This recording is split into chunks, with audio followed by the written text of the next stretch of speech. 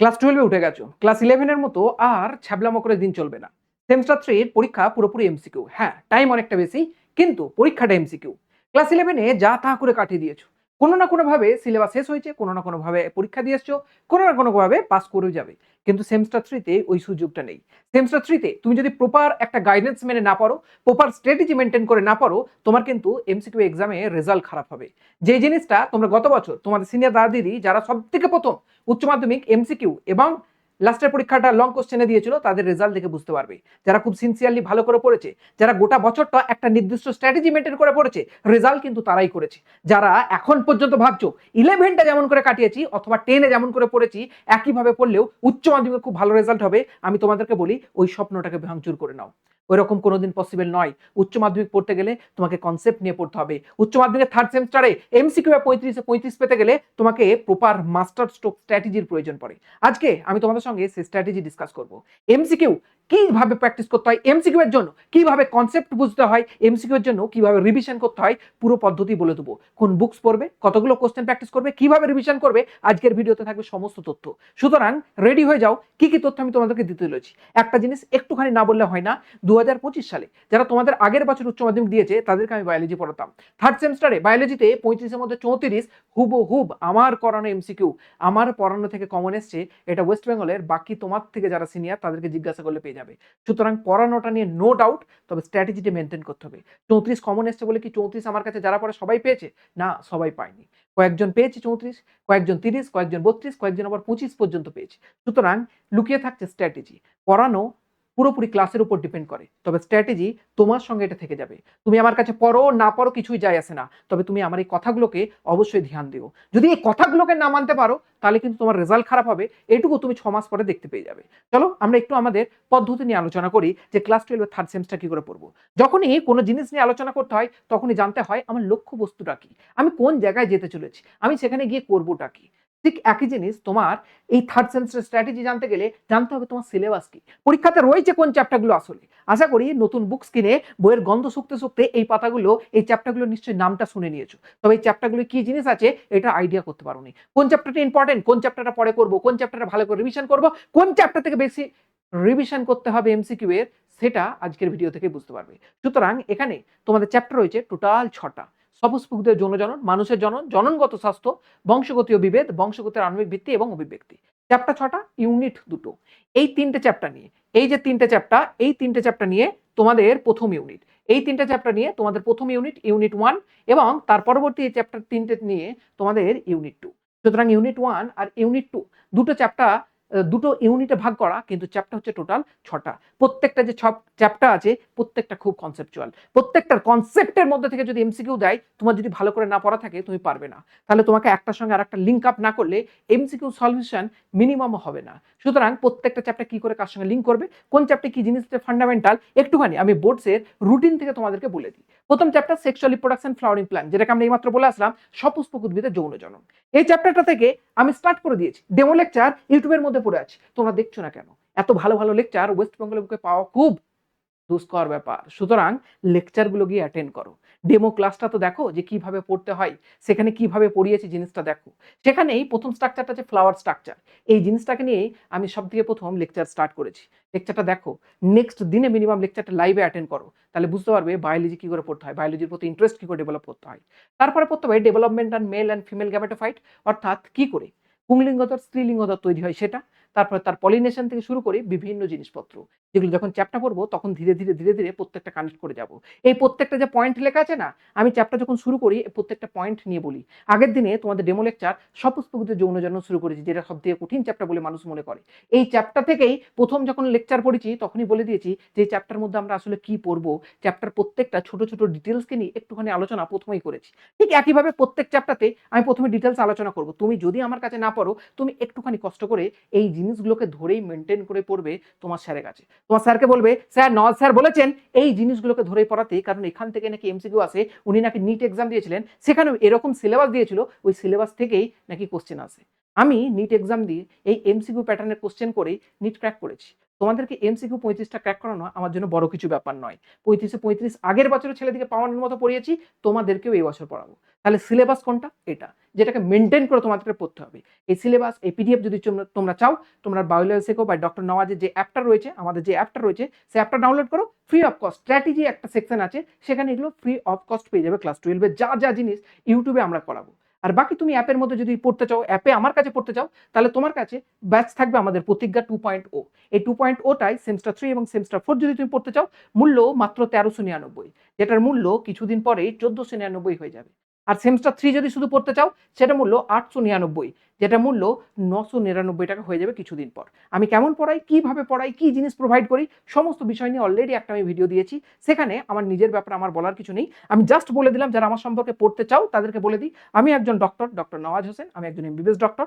যদি পড়তে চাও এই নাম্বারটাতে কন্ট্যাক্ট করতে পারো কোনো রকম তোমার অ্যাডমিশনের প্রবলেমের জন্য, তাহলে ডাইরেক্টলি তুমি অ্যাপ থেকে ক্রয় করতে পারো, কোনো সমস্যা তোমার হবে না। এবার আমি তোমাদেরকে বলি যে আমার কাছে যদি পড়ো, আমি কোন জিনিসগুলোর উপর ফোকাস করব, তোমাকে 35 পাওয়ানোর জন্য আমি কোন জিনিসগুলো পড়াবো।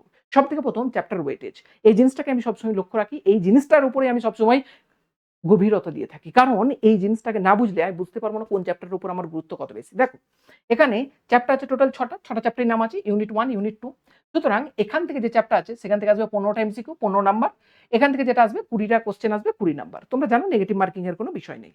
এবার এই যে 6টা চ্যাপ্টার আছে, এই 6টা চ্যাপ্টার মধ্যে থেকে কোনখান থেকে কতগুলো কোশ্চেন আসতে পারে সেটাই একটা টেন্টেটিভ আমি তোমাদেরকে হিসাব দেবো। তাহলে আমরা কি পেলাম যে এখান থেকে টোটাল কোশ্চেন আসবে 15টা, আর এখান থেকে কোশ্চেন আসবে টোটাল 20টা। বিগত বছরের কোশ্চেন, আগের বছরে যদি কোশ্চেন খুলে দেখি, সেখান থেকে টেন্টেটিভ প্রত্যেক চ্যাপ্টার থেকে একটা ইকুয়াল ওয়েটেজের কোশ্চেন দেখা গেছে।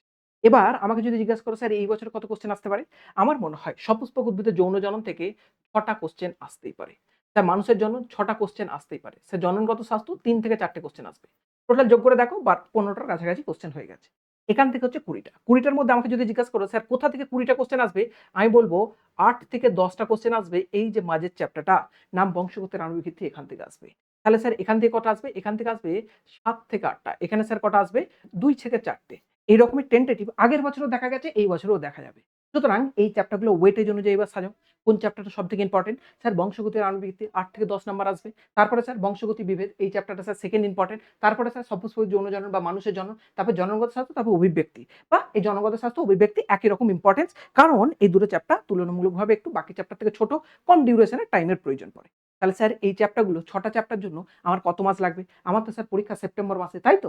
আগস্ট সেপ্টেম্বর মাসে পরীক্ষা। তাহলে স্যার কবে সিলেবাস শেষ করব, কবে রিভিশন করব, কিভাবে এমসিকিউ প্র্যাকটিস করব সেটা বলুন। তো এটাই আমি তোমাদেরকে এখন বলব যে কি তোমাদেরকে ফলো করতে হবে। তোমাদের পড়াশোনার জন্য কি লাগবে? সবথেকে প্রথম মাথার মধ্যে একটা জিনিস ভালো করে লক্ষ্য রাখবে, সেটা হলো ডিটেইলড লেকচার।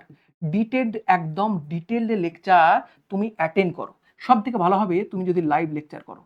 লাইভ যদি না করতে পারো, তোমার যদি সময়ের ডিফিকাল্টি হয়, তোমার যদি সময় ম্যাচ না করে, তুমি যে কোনো জায়গাতেই পড়াশোনা করো না কেন, তুমি রেকর্ডেড মিনিমাম ক্লাসটাকে অবশ্যই ভালো করে দেখবে। তাহলে লাইভ লেকচার অ্যাটেন্ড করা সবথেকে ভালো। যদি না করতে পারো রেকর্ডেড করবে। এটা তো স্যার সবাই জানে, এটা তো আমরা করে আসি। আপনার কাছে কোর্স কিন্তু লাইভ লেকচার বা রেকর্ডেড লেকচারই দেখবো। তারপরে কাজ কি? তারপরে সবথেকে ইম্পর্টেন্ট যে কাজটা, যেটা তোমরা করো না, সেটা হচ্ছে বিফোর নেক্সট ক্লাস, পরের লাইভ ক্লাস অ্যাটেন্ড করার আগে, বিফোর নেক্সট ক্লাস, প্রিভিয়াস ক্লাসটাকে অবশ্যই তুমি রিভিশন করবে। কি করবে? রিভিশন। অর্থাৎ যে লেকচারটা আগে করলে সেই লেকচারটাকে আগের ক্লাসে আসার আগে অবশ্যই একবার রিভিশন করবে। স্যার রিভিশন কি দেখে করব? রিভিশন তো এমনি এমনি করতে পারি না বাবু। রিভিশন করবে ক্লাস নোটস দেখে। কি দেখে? ক্লাস নোটস দেখে। ক্লাস নোটস কি স্যার নিজে বানাবো না স্যারের বানানো? বর্তমানে এত সময় নেই যে তুমি তোমার নিজের সময় নষ্ট করবে। তুমি নিজের সময় নষ্ট করলে তোমার স্যারের ভূমিকাটা কোথায়? এই ডিজিটাল মিডিয়ার ভূমিকাটা কোথায়? অফলাইনে পড়লে না হয় তুমি নিজে নিজে নোটস বানাবে স্যারের দেখে দেখে। নোটস বানানো অবশ্যই ভালো জিনিস, তোমাকে সময় বাঁচাতে হবে। তোমার এতগুলো সাবজেক্ট রয়েছে সায়েন্সের, physics, chemistry, biology, mathematics, Bangla, ইংরেজি, এতগুলো সাবজেক্ট পড়বে কখন? তুমি যদি নিজেই নোটস করো, নিজেই সব করো। হ্যাঁ, তুমি একটা নোটস করতে পারো, যেটা নিয়ে আমি একটু পরে বলছি। তবে ক্লাস নোটস তোমার করার কোনো মানে দাঁড়ায় না। আমি ক্লাস করাবো, আমি স্মার্ট বোর্ডে পড়াবো। আমি ক্লাস করাবো, আমি সুন্দর করে লিখবো। আমি ক্লাস করাবো, তোমাকে আমি প্রোভাইড করবো। তাহলে তোমার নোটসের প্রয়োজন কি আছে? অন্য স্যার প্রোভাইড করুক না করুক, আমি তো তোমাকে ক্লাস নোট আমার নিজের প্রোভাইড করবো। কিভাবে প্রোভাইড করবো না করবো, ক্লাসে একদিন আসলেই দেখতে পেয়ে যাবে। ক্লাসের মধ্যে যে নোটটা স্যার করাচ্ছেন সেটাই তোমার আলটিমেট ক্লাস নোট। আগের ক্লাসে, পরের ক্লাসে আসার আগে আগের ক্লাসের ক্লাস নোটটাকে মিনিমাম রিভিশন করো। তাহলে ক্লাস নোট নিয়ে আমি কি বলে দিলাম? ক্লাস নোট টোটালি স্যারের নোটের উপর ডিপেন্ডেন্সি রাখো।